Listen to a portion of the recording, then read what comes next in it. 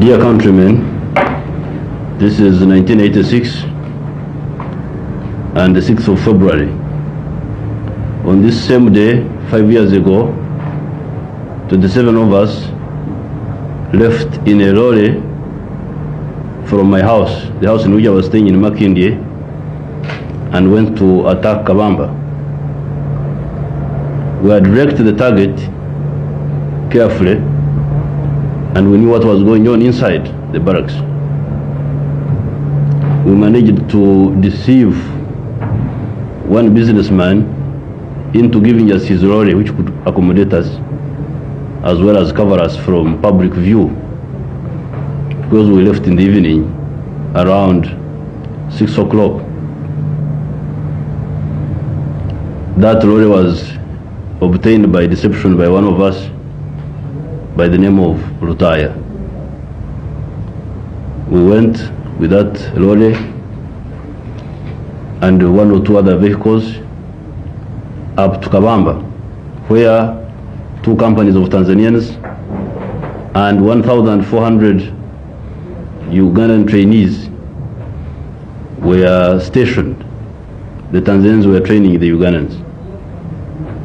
There was a big armory there, underground, which contained a lot of rifles. Those were our targets. But unfortunately, one of us fired a bullet prematurely, and one Tanzanian corporal went underground in the armory, because the armory is underground. The armory at Kampala was underground. He went in the armory, and it was difficult to get him out. But nevertheless, we captured the barracks, the whole barracks, the quarter guard, the MTO yard, that is the motor transport yard, the signal center and the administrative center.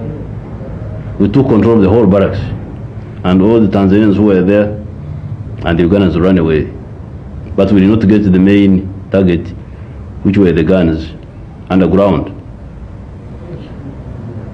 We however managed to get vehicles from the MT yard, as well as some other guns from the houses of the officers and of the soldiers. And we left Kampala by a fleet of vehicles through Chenjojo, through Bugangezi and Buyaga, up to Kiboga, thereby establishing our first base in the war of liberation against the regime of Obote. Now, since that time, our army has grew until it became the force which you see here now. We defeated 16 enemy offensives in the area of Mubende, Ruwero, and part of Mpigi. We defeated 16 offensives by Obote trying to dislodge us. In the end, we caused the downfall of the Obote regime, because the coup of 27th of July 1985 was a direct outcome of our efforts. Because of defeating those 16 offensives, some officers of the UNLA and soldiers thought that it was better to remove Obote and reach a settlement with us. Unfortunately, their efforts were thwarted by cunning elements who wormed their way into the military council and denied the young men who had staged the coup the opportunity to talk with us frankly.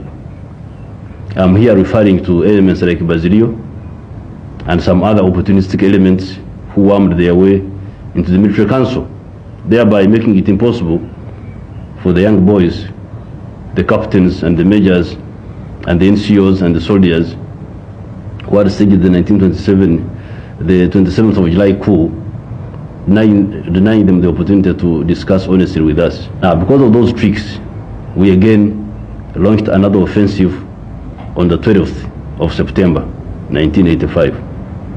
This time we attacked Mubende, Mbarara, and eventually we attacked Masaka and came up to Katonga River. Now, on the Katonga River, mighty battles were fought. In fact, the Battle of Kampala was fought at Katonga. Many people did not realize this.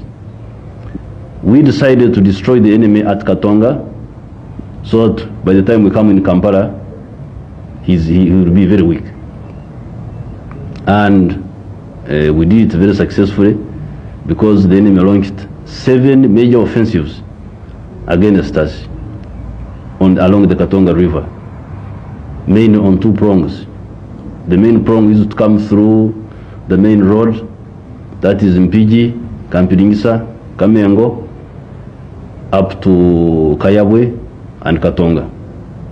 Then the subsidiary prong would come through Kaburasoke, Kanoni, up to Bugomala. We defeated both prongs, as well as the western prong, which was supposed to go from Hoima,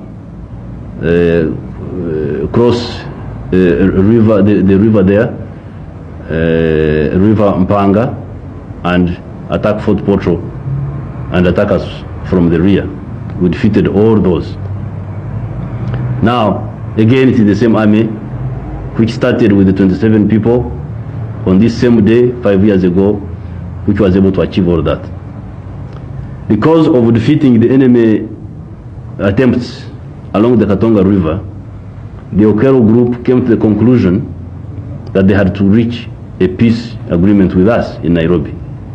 But even then, they were not honest, because while they were talking of peace in Nairobi, as you all heard, Tito Okero said that I was a Sarambwa, that is to say a dangerous snake, whose teeth had been removed.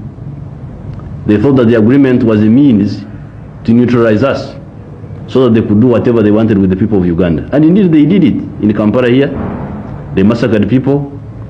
In Mpigi area, they massacred people. In Masindi, they massacred people.